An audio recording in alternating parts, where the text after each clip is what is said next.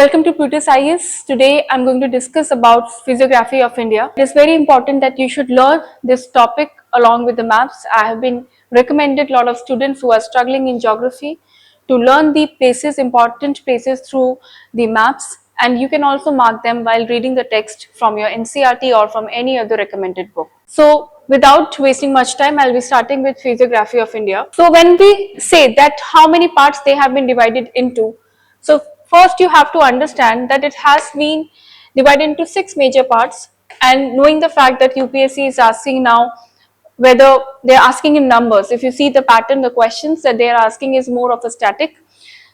So in this case, you should know that first they have been divided into north, mountains and northeast. Second is your peninsular India.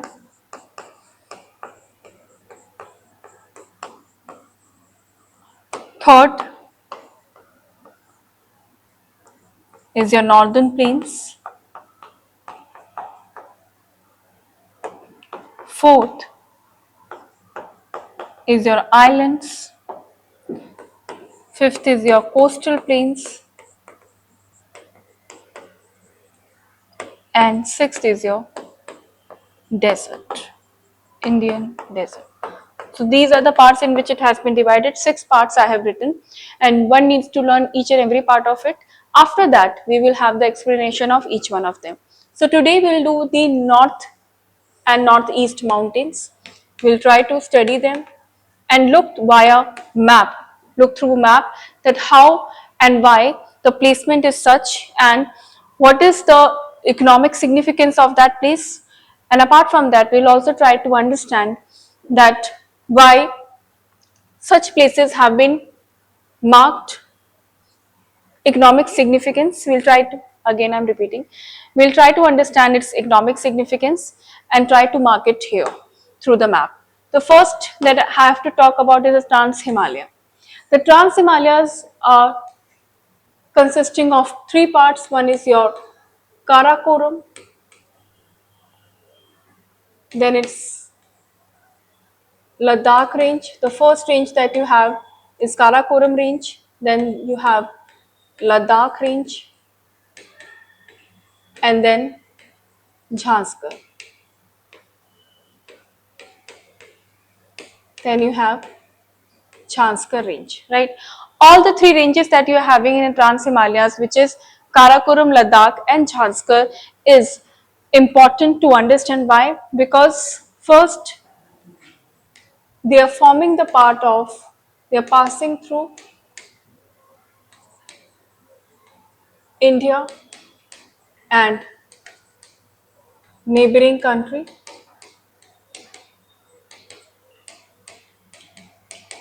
And apart from that, there are major rivers which arises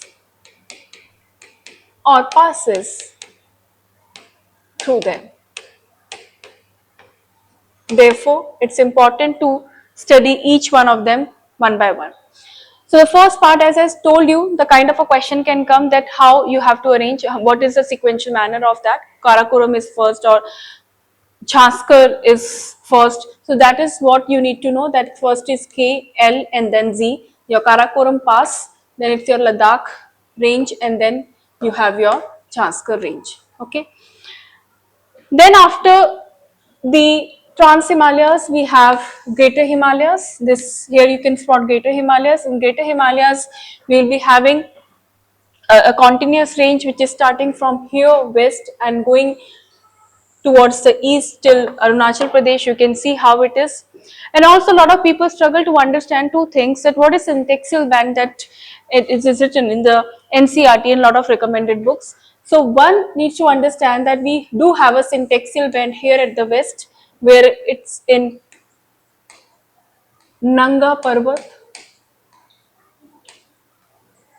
and in the eastwards direction we have in Arunachal Pradesh, particularly in Namcha Barwa. So these are the 2 syntaxial band that we have, which you can see from here, right? Okay.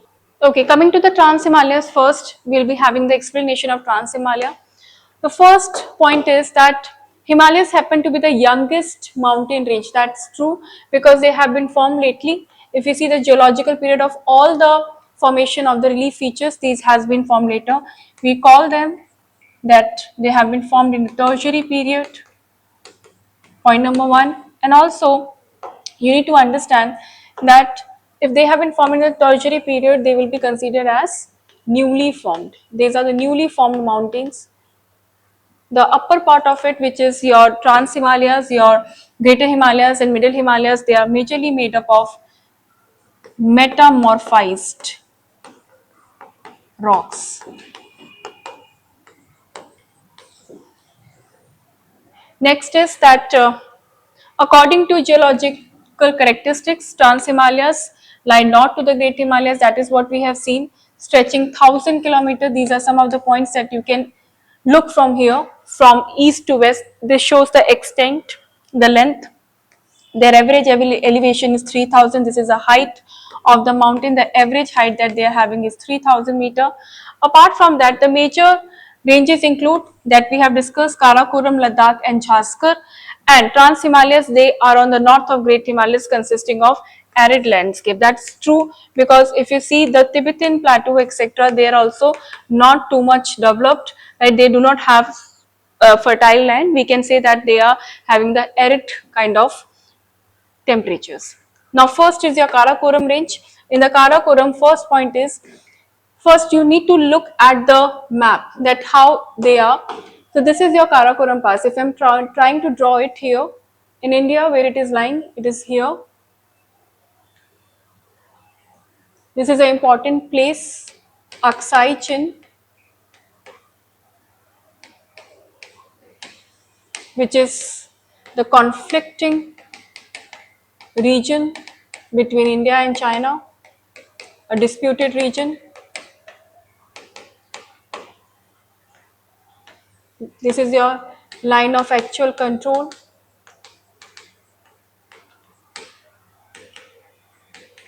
Right.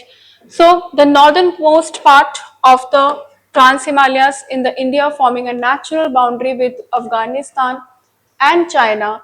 It spans, it is important to note these countries, then it spans 110 to 130 kilometer. This is the length. Spanning means length. uh, First is in width, right? So cut this part, length wala part please. Okay, so first I'm repeating the point again. Okay, it spans 110 to 130 kilometer in width. This is a width that has been given, that this is how the width is, which is 110 to 130 kilometer, and it houses world's largest peaks and largest glacier. First point you need to know from the prelims point of view is that there is a mountain which you call it as the K2, Mount Godwin Austen, okay, which is highest. First point number one, and then another point that you need to notice, there are glaciers which are important in this region, which is Siachen and Remo Glacier. Next, we are going to move towards Ladakh range. It is located to the north of Leh. If you see the positioning of this Leh, it is north of Leh. Can you see here? So this is Deosai Plain, which is there in the northern part of the Himalayas. And then apart from that, what we have is, this is your Deosai Plain, right? And apart from that, what we have is your Leh, right? North of Leh, you will be having the Ladakh and range, and it's a part of the Trans Himalayas range, which merges with the Kailash range in Tibet. After that, the region is drained by, this is important prelims point, that it is drained by Indus River and its tributaries Shyok, Nubra and Hanle. This has been questioned in UPSC 2020 also, that they have asked that how the Shyoks are, Shyok river is merging with what. For example, Nubra is the tributary of which river? So they have asked this question, and at that point of time there was a dispute which was going in Galwan Valley. Next is Deosai Mountains. I've been talking about the Deosai Plain also. That's why mountains here situated towards the southwest of the Indus River in Pakistan occupied Kashmir are occasionally considered to be the part of Ladakh range. So this is an extra point for the prelims. Again, the highest peak of the Ladakh range is Saltoro Kangri. Saltoro Kangri. This is an important prelims point that one can note. Next you have is Jhanskar range. Jhanskar range is situated on in the Ladakh region of northern India. The region you need to note, the range stretches for approximately again 400 kilometers from the western of the Indian state of Himachal to the eastern border of Ladakh with Tibet. Then the average height is 6,000 meter. The highest peak is Kamet. This is the highest peak. Highest peak is your Kamet.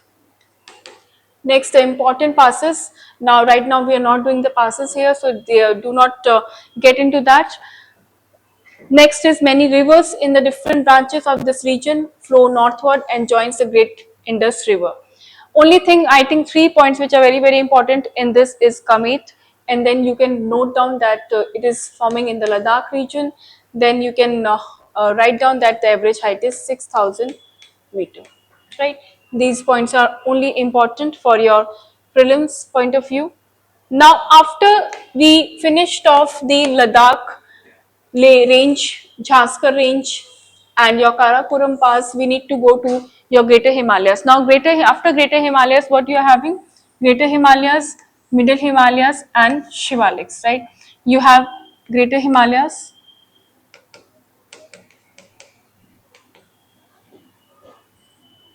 right? Middle Himalayas, and Shivaliks, right?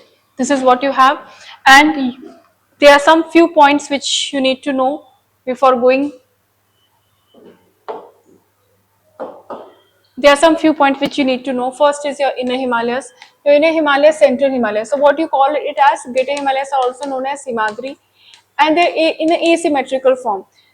Again, they are made up of metamorphic rocks. That is one thing, and you find a lot of anthracites here, a best form of coal that you can find in this region in Jammu and Kashmir. Then the average height is 6,100 meter. The largest, world's highest peak which you have is Mount Everest is found in this range. Then it is mostly made up of crystalline. You can write granite and gneiss. Next is how they are formed. At the syntaxial band, it abruptly terminates. At the syntaxial bends, it abruptly terminates in one of the northwest Nanga Parvat, while the other one bends at the Namcha Parvat. This is what I was explaining in the beginning. Next you have is lesser Himalayas. They are known as the lower Himalayas as well. Apart from that, there are rivers which are passed through this is Jhelum and Chenab. That's all is required for this. Now next point is Jhelum river cuts through the Kashmir Valley. Again important prelims point. We are talking about lesser Himalayas. After that we have Shivalik. Shivaliks are majorly made up of sedimentary rocks. Reason being because the rivers are carrying the silts from the mountainous region, and when they are carrying the silts, they deposit it at the lower place, and then the deposition happen. It is fertile, it is important for agriculture, and the productivity is also better. So it's strategically positioned between expensive Great Plains and lesser Himalayas. That is true. Then the distance is 22,400 kilometer. Then next point is it's known for the formation of dunes and duars. Very important. Please mark it.